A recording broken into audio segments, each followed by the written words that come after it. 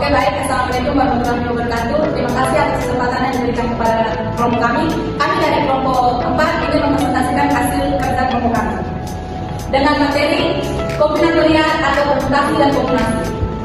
Anggota kelompok kami yang pertama Nahairia, yang kedua Rizky, yang ketiga Setian Purnagosa sendiri, yang keempat Andika Bermak Valentino, yang kelima Kristina.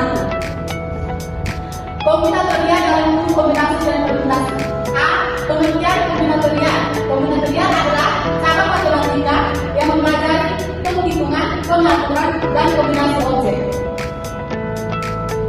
B. Konsep utama dalam kombinatorial ada dua, permutasi dan kombinasi. Yang pertama, permutasi terwujud pada pengaturan objek, di mana urutan sangat penting. Dua, kombinasi. Di sisi lain adalah pemilihan objek tanpa memperhatikan urutan. Yang ketiga, rumus permutasi. Rumus untuk menghitung permutasi tergantung pada jumlah objek yang diambil dari suatu himpunan. Yang pertama, permutasi dari n objek berbeda. Jika memiliki n objek yang semuanya berbeda, jumlah permutasi dari semua objek tersebut dapat dihitung dengan rumus P dalam kurung n sama dengan n faktorial, di mana n faktorial dalam kurung faktorial dari n adalah hasil perkalian semua bilangan mural positif dari 1 hingga n. Oke baik, yang kedua, permutasi dari n objek dengan berbeda objek identik.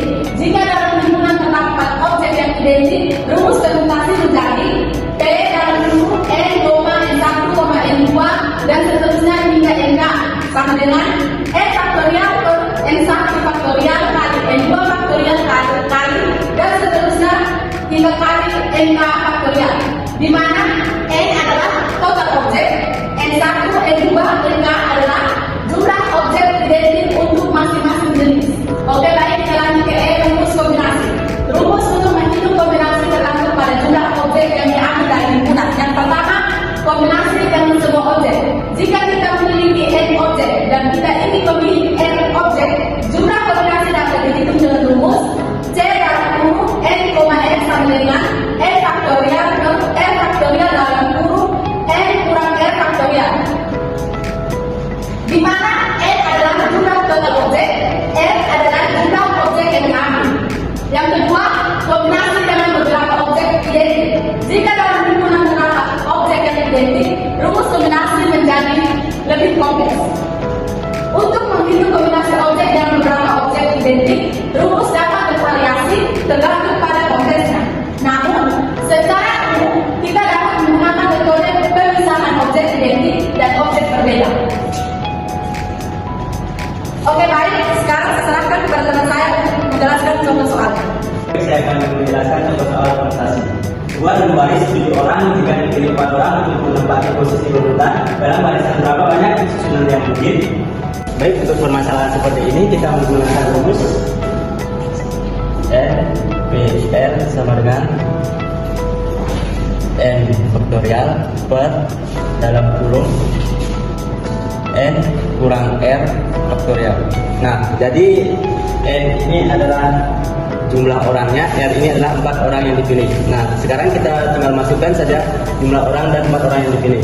Jadi N-nya itu bernilai 7, P 4 sama dengan 7 faktorial per 7 dalam kurung 7 dikurang 4 dikurung faktorial sama dengan 7 faktorial per 7 kurang 4 sama dengan 3 faktorial, tulis 3 faktorial, lalu kita jabarkan menjadi 7 dikali 6 dikali 5 dikali 4 dikali 3.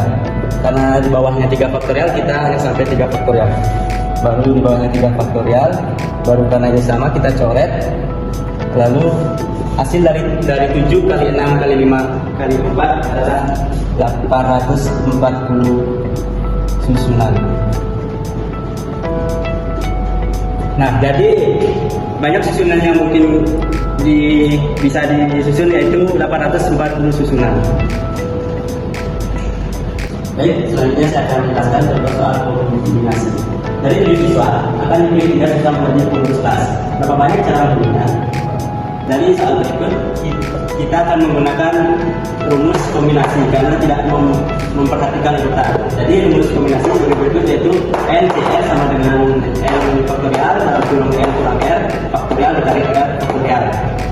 Nah, langsung kita masukkan. Yang diketahui dari soal tersebut adalah 7 siswa, yaitu nilai N menjadi 7 dan nilai N menjadi 3 karena dipilih 3 siswa menjadi pengurus kelas. Nah, kita masukkan 7 faktorial per 7 kurang 3 faktorial dikali 3 faktorial.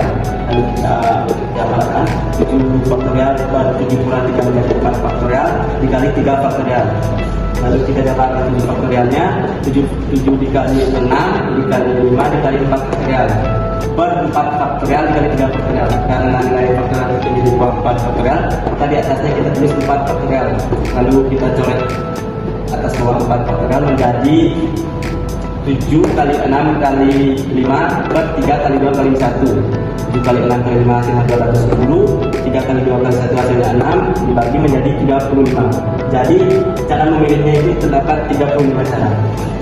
Oke, baik, itulah paparan materi dari kelompok keempat. Semoga bermanfaat untuk kita semua. Sekian dan terima kasih. Assalamualaikum warahmatullahi wabarakatuh.